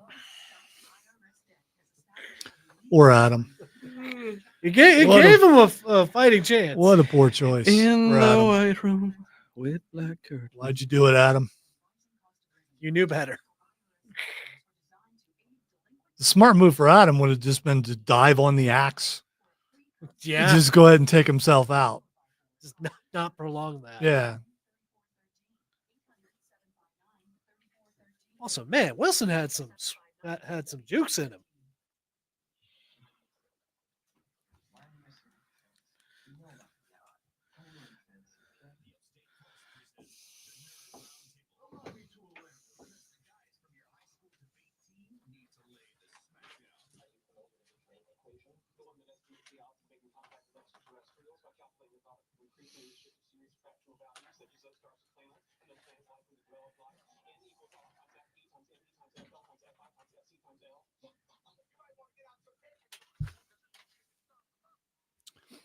All right, welcome into the Nerd Roundtable. For the first question I want to ask is for everyone out there listening and watching right now, we're live on Facebook, YouTube, Twitch, and X at either 98.9 WRD or the Upstate Pulse. And of course, our text line 800-905-0989. Did you tune in to the chairs? Did you watch any of the chairs? So, Avengers Doomsday Cast reveal broke an impressive Marvel record. 275 million people tuned in to watch the Marvel announcement, including I watched it a little bit, not for very long because I knew what they were doing. Watch, 20, So what it was just a video of studio chairs, you know, where the stars sit in them and then in the back of them. Yeah. And they were announcing the cast. Was Chris Hemsworth was in it? They were Look, announced. They The were announcing. last time I saw people trying to set up chairs, an entire situation happened. There was this giant video game character that came to life and started destroying everything. We don't talk about it anymore. All that matters is that we're not setting up the chairs next time. It's really bugging me that you're in a field full of rustly leaves. I'm trying my best to fix it. Really am. I don't hear it now. I don't. So, well, I don't hear it either. I think you're the only Oh, one. I who heard it there. notices that. yeah, turn your headphones down. I mean, you could do that. Not the main, just yours. Anybody that understood my reference, by the way, I love you. Yes, Well, I didn't get Elaborate, it, but because that's still- what was it? It's a reference to regular show. I was about to say he doesn't love any of us. Yes, he doesn't. He's just frustrated over the noise. All right, so admittedly, I tuned in, and any of you guys tune in, not for a long period of time, but at the end. Then at the end, the person sitting in the last chair was Robert Downey Jr. There are a bunch of names that were not mentioned, that is not in this, but a bunch were, including a bunch of the X-Men and the Fantastic Four and almost all of the Thunderbolts. But they did say that this isn't everybody. So they announced 27 names that are going to be in the next Avengers. I wish movie. they hadn't announced any of the Thunderbolts. Because now we know that they're going to live. Yeah, but they could be lying also. Trailers be. lie. They was- do. They It was- do. It was 30 minutes and 54 seconds. Yes, and one of the most viewed videos in a long time because people were trying to find out, okay, was my favorite X-Men or my favorite Marvel character in there. Notably, some characters that are not in there. Doctor Strange is not in there. Spider-Man, not in there. And from what I've been reading, Spider-Man takes place in between the two X-Men movies. And Spider-Man was a big deal with Secret Wars, if I recall. So They might be saving him for that. they might be Because doing that. whatever happens, So- this one might lead to. So Doomsday, after Doomsday, Spider-Man happens, and that leads to Secret Wars. Some other notable actors missing: Halle Berry. So no Storm so far. And I had this argument with Rob Brown from the Rob Brown Show. Ian McKellen's going to be in it. I like Fassbender better. I thought Fassbender was a better Magneto. What do you guys think? Who, Michael? Yes. Do you know where he's from? Do you know where he's from, do you? Do you know Northeastern Idaho. No, not even slightly. He's from. He's you know where he's from. He's from Cork, boy. He's from Cork. Michael Fassbender is from Cork. He's also from Germany, but he's from Cork. You think that's what radio sounds like over there? 'Cause Probably. It'd be that's what I'm very getting at. entertaining. How's it going? You're Hope very you'll welcome. understand any of it. You're very welcome back to the radio show here down in Cork. Just remember. Welcome to the Cork. We're getting ready to play some Pogues. I mean, just You did it perfectly. yeah, no. There's a I'm bit of radio Bono over professional. here. Off of No. Cork. We do not talk about Bono. But they You do don't? talk about the Pogues. We talk about the Pogues. All right, so there. Am I the only one who thinks Fassbender is better? I do think Fassbender is very good. It's kind of even for me. McKellen's too stiff, and as I was told, that's what he should be. I mean, as an actor, especially as Magneto, Well, the other thing is he's like, not fluid in his movements. He just looks like some old man, There's and a difference- technically he is, but Well, because that's because think none about shall it. pass. Think about it. oh, he's great as Gandalf. He's great. So he's doing older Magneto. You're older. You're going to be a lot more stiff, and Yeah, I Magneto's think going to be a he's- little bit more regal in that case. Fassbender was doing the younger, more angrier, more volatile Magneto. Still like him better, and I don't think there's going to be any convincing me otherwise. I'm not saying he's not yeah, good. yeah. I'm just saying it's Yeah. even for me because Yeah. they're interpreting different parts of his life. All right, and it also comes down to how many of these characters are on a different Earth. So more than likely, the X-Men are on a different Earth, the one that was discovered by unintentionally Monica Rambeau when she closed the gap and ended up being in the room with her mom, who wasn't her mom, and Beast. I think this is going to be a three-way incursion between Fantastic Four, X-Men, and Avengers. There is a lot of speculation that Galactus will take out the world that Fantastic Four is on, and they'll end up here somehow. Yeah. I'm just really curious as to how they've got Robert Downey into it. And like I know he's going to be Doctor Doom, but it's just I really want to see the story they put behind it to get him to It go doesn't even from. necessarily have to be any semblance of him in there. See, here's the thing: Doctor Doom classically is a Fantastic Four villain. Yeah. So the fact that he's going to come, he's coming from another universe. He's coming from that Fantastic Four universe. Yeah, hopefully it's the same And- one as John. What's his name? Boy, yeah, Walton, No, remember the guy? He was Snyder. No, I can't. My brain. Johns? What's the guy that done Mr. Stewart? Fantastic Smith? in the multiverse? Oh, I know what you're talking about. Yeah. The one who got shredded?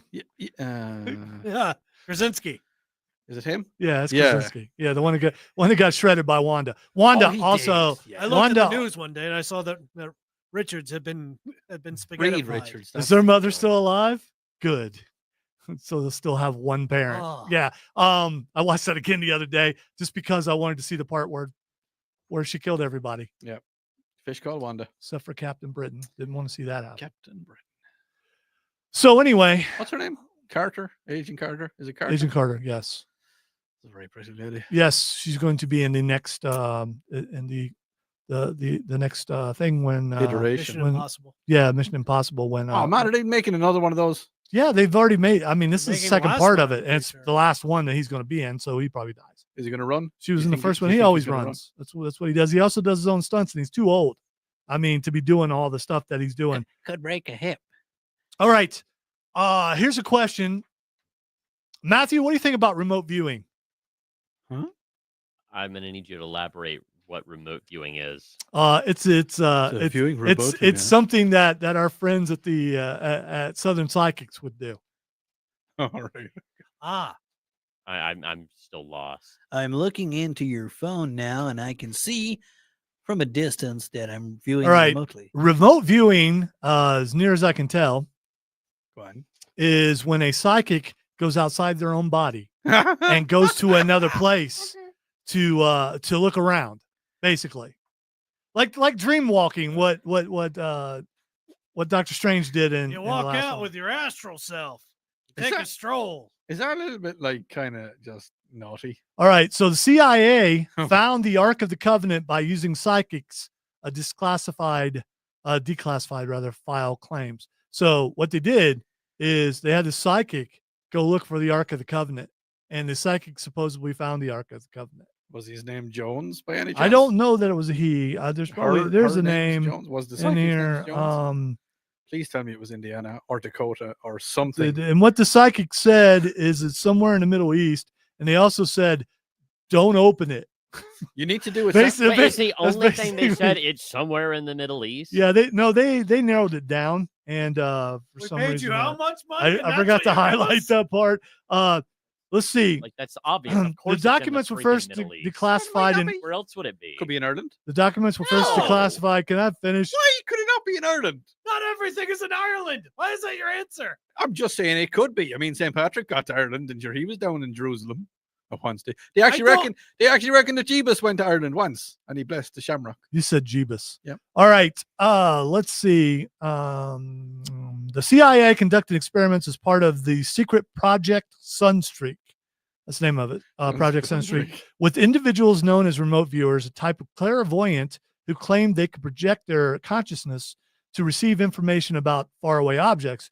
There's no credible scientific evidence that remote viewing exists, and it is generally regarded as pseudoscience. No. In a remote viewing session on 5 December, I got this from a British thing, but it's everywhere. That's why it says 5 December, so it's December 5th, 1988. Remote viewer number 32.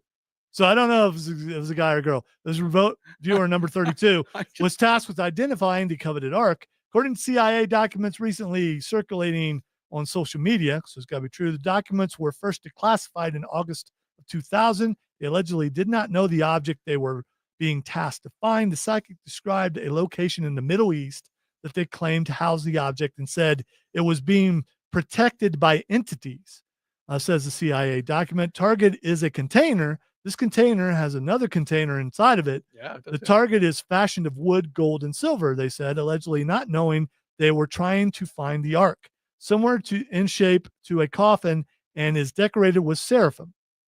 The declassified document shows several pages of drawings depicting one of the 4 seraphim standing out the corners of the ark, along with a drawing of mummies lined up on the wall. Visuals of surrounding buildings indicate the presence of mosque domes, they added. They said the object was hidden underground in a dark, wet conditions. There's an aspect spirituality, information, lessons, and the historical knowledge far beyond what we now know, according to the remote viewer.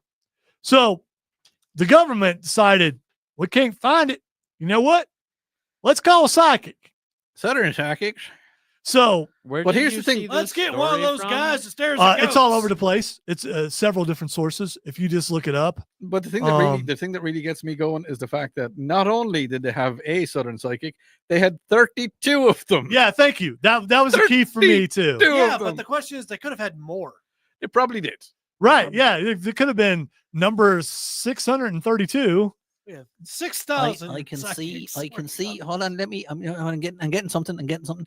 I can see a box, a din inside in a hole, and it's got writing on the side of it. Let me see. It says, "Do not open." Okay, we're not going to open that, so I can't go any further. I think it would be funny if like they actually did find it and they all just unanimously go, "This is a bad idea." It wouldn't be We funny if opened it. they opened it and it melted, and they melted. I mean, Just don't look at it. yeah, it's just like But that's no. So that means that if they look at what's inside in it, their projected vision is going to melt. that's a good point. If you're astral projecting while they're opening up I mean, kind of like us when we watch the movie, Yeah. except for you're actually there, your essence is there Yeah. watching. So does that mean that Would their astro would melt? Maybe their soul would be destroyed. There's the cream you can Maybe get they for started that. to sizzle a bit and they pulled out. So There's a maybe cream- yeah, there's a so cream you can get for that. it There doesn't work. definitely is. Yeah, it's good. It's a good idea. Matthew is just like, He's so I need checked to out. I need to see the sources. There's got to be some sources. If it's from the Sun or the Mirror or the News of the World, I think the article I pulled it from was from the Independent, but Oh. it's been on a bunch of other Yeah, other there's several sources. others. Yeah, there's a bunch of sources. I can Yeah, it just recently it popped up yesterday. It was trending on X. So, that's why I wanted to check it out. All right, we're going to take our final break. When we come back, we're going to hit the lightning round. Are we going to hit it? Yes, we're going to hit it How hard. hard are we going to hit it? Oh, We're going to yeah. hit it like a monkey hammer. Not going to strike it. I don't know what that is. That's just what? Is Does that that the mean hammer something you use more? on a monkey, or is A it- monkey has a hammer. You get a monkey wrench. No, a monkey I hammer. don't want to be a monkey wrench, Hans. You listen to the Upstate Pulse right here on News My Talk head is about 98.9 to explode. WRD, It's just- the voice of the Carolinas. Picture the little monkey with the hammer, okay? Oh, It's hammer. a little monkey hammer, with the hammer. No, it's not. It's the hammer that just has heads on both sides. Are those hammers? That's a ball peen. No. A ball peen is made out of rubber or something. This is Oh, yeah. No, that's a ball peen. A mallet is.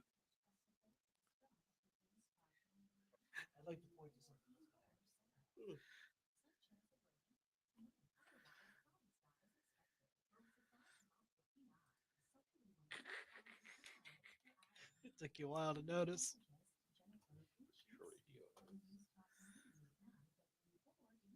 He's been messing with mine all day, so I figured I'd just mess with his. Two can play at that game. See, what Cameron fails to realize is that Cameron is not going to get his microphone put up in the last segment. That just means you're a bad producer. Yeah, that would be horrible. I'm just producing the people that work in the radio station. It's a club hammer. Club hammer, yeah, okay. Yeah, it's a club hammer. A compact, heavy-duty tool with a short handle and a double-faced head. Which perfect a club hammer, and our monkey in the club has a hammer, and it just happens to be a club hammer. It's a complete coincidence, but I'm a genius. Thank you. Yeah. Do you not get what I'm saying? Bunch of Do love you names not to get what spell I'm my throwing name right. down? Do you not understand? See, he knew, but he just couldn't Somewhere, articulate. maybe I remote viewed it. I don't know. Maybe possibly I did. I went to the hardware store and I was Thank looking. you. I appreciate it.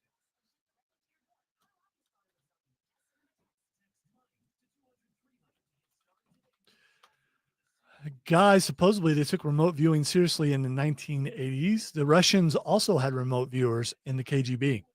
In the KGB, we do not view, we view. Yeah, they just whoever was in charge, they saw whatever they wanted them to see in the KGB. Yeah, I see it. War era stuff. Yeah. I can see Anything and something, everything. and it is,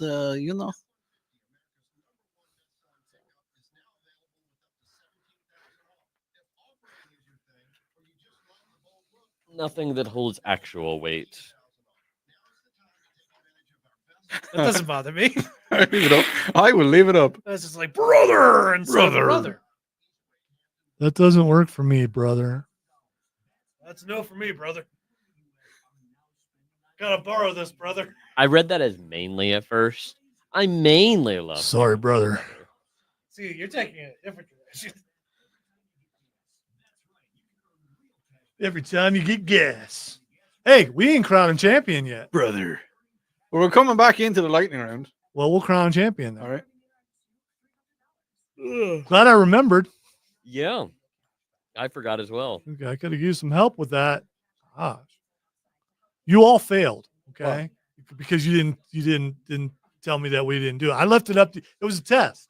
I was going to show you. See, will any of the other guys notice that we didn't do the bracket yet, and you all failed? Or we could leave it till next week. I thought we were saving it for next week. No. I even said that in the second hour, and then we corrected it to the second half of the second hour. See, I feel bad, so I didn't want to say anything else. Yeah, you guys, you all failed. Every single Tell one of me, you. what You know do who else failed? Every one of you at home that's watching. You guys all failed the test. Everybody failed. Why are you coming at us with so much heel energy right now? Just everybody Because he failed. refuses to admit that he forgot. I am not a baby face. I am not a heel. I'm a human being. I am in a toxic relationship with all of you people. I'm in a toxic relationship with myself. I hate that guy. Yet you love him. All right, it is time for the lightning round where every one of you failed. Every single one of you. If you're watching the stream, you all failed, okay? I said that we were going to pick the winner of the bracket. I waited for everyone in this room to say, hey, didn't we forget? I waited for everyone listening to say, hey, didn't we forget? And none of you did it. You all failed. It was not me. It was not. There's no way that I forgot. It was a test for every single one of you people. All of youans. As you all can see at home, Lonzo's having a little bit of a tantrum because he doesn't want to admit that he also forgot. It's not a tantrum. Look, you got mad at us. A tantrum. We pointed it out earlier. A tantrum But now you're requires mad at us for not pointing it out. requires stomping. And if I stomp right now, I actually will cry because my foot hurts. Whatever, Texter. Listen, my sleep schedule is insanely just. I have moved my sleep schedule like 3 hours earlier than it used to be at this point. So I get tired at like 8 o'clock in the afternoon now. Okay, Matthew, not to throw you under the bus, but Yeah, I've always yeah, been tired. Yeah, Goose says. Goose says, "Don't count on me to help. I've been taking a shot every time Matthew yawns." You know, I read Goose, that. are you still alive? Like, Here's- what's here's- the, Well, he could still type. Here's the really funny thing is that I read that wrong and I didn't read shot. And I was like, Of course do you did. Do you need help? I'm Goose? so glad the show is almost over. All right, let us another shot. Ugh. let us pick a winner. Let's pick a Shouldn't have winner. said that. All right, we got 6 minutes here. Can we pick a winner? All right. Why are we? I've been playing that for the last 4 No, minutes. we know. Yeah. But why did you get to? We were why- ignoring it. Yes. It has nothing to do with me getting old, Dave. It has to do with me aging. All right, so we have Legos or a single Lego versus Dungeons and Dragons. This is going to be an interesting contest to find out who the Upstate Pulse boy toy bracket winner is. The bestest toy of all time, according to the dudes on the Pulse. Cameron, what do you got? D&D. Why are you going with D&D over Legos? Because just all right. Overall, in my adult life, I've had so much fun with it, and I know that if I had it as a kid, if I had if I had a decent group of people to play it with, I would have loved it as a child too. And this isn't like a blowout or anything for me because I love Legos. I mean, my brain is wired to the point where I want to build things, and so Legos definitely scratches that itch. But I have to give it to D&D. So what's your final answer? I just said it. You Do it said- again. Attention. No. Do it. All right, Matthew. God, you suck. This is an incredibly difficult matchup, and I've genuinely been going back and forth on it in my head this entire hour. And I think at the end of the day, because this is a boy toy bracket, I've got to go with what really cemented itself as one of my favorite things as a kid, and that was Legos. As much as I love D&D nowadays. All right, so we have one Lego, we have one D&D. Odie, what you got? So I voted stick out last week. You didn't though. I mean, for D&D. Yeah. You knew it Tried to wasn't going to save win. face. Yeah. It just No, I voted it out. it was sad. All right. I turned on stick. I turned on the stick, and I did vote D&D. But I'm going to keep it personal on this one, and I spent many hour, very very fun hours, in taking apart and rebuilding Lego. So yeah, I'm going to say Lego was my favorite toy out of all that kind of thing. So Odie's going with Lego. All right, so we have one D&D, we have two Legos. Here's the thing. I've been talking about Legos the entire time. I hate Legos. All right. I have always hated Legos because they hurt. And I don't like, there's some people, I hurt myself today. You know how you did? You stepped on a stick of Lego. Okay. We didn't have Legos when I was a kid. We did not. I wasn't able to play D&D, but I have seen my child who enjoys the D&D so much that I'm going with D&D. We got a tie. D&D versus Legos. Here's a countdown, 3, 2, 1. So the first person to text D&D or Legos to 800-905-0989, you have crowned our champion. D&D or Legos, whoever does it, Legos. Yep. Legos has All right. won the toy bracket. So an actual toy, we're getting more and more votes here. Legos has won. So there you go. Our boy toy bracket for 2024-25. No, that's actually all in 2025. I think it's a good one. By the way, this is not, I think this is one where you can't go, oh, wow, how did that win? I mean, No, mean, this is it's Legos. absolutely yeah. a championship finale. I think so. This is about, is that like the closer? No, What no. is that? Why That's the end of the lightning round. is it? Yeah. Oh, okay. So, Yeah, because he put stick in above. the yeah, line. I am not, Stick will never go away. I am not surprised by Lego winning this. Is anybody else surprised? No, not really. No? All right. As we go out to break, I want to remind you that South Carolina Comic-Con is next week. You still got time to get tickets. Be able to do it all during the weekend. You can get them at the door at the Greenville Convention Center, or you can get them at Borderlands Comics and Games, 410 South Pleasantburg Drive. We will be there. We will be there at the opening of it on Saturday, Sunday. Not sure what time we'll be there, but we will be there. Especially for, I want to see the contest. And thanks to Chuck Huber for coming on the show. He was an awesome guest. Thank you for listening. Thank you for watching. And we will see you guys next week at Comic-Con. Bye-bye.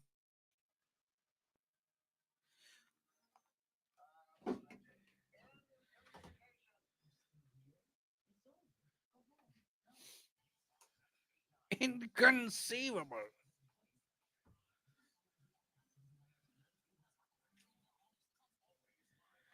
I know, right, Orc?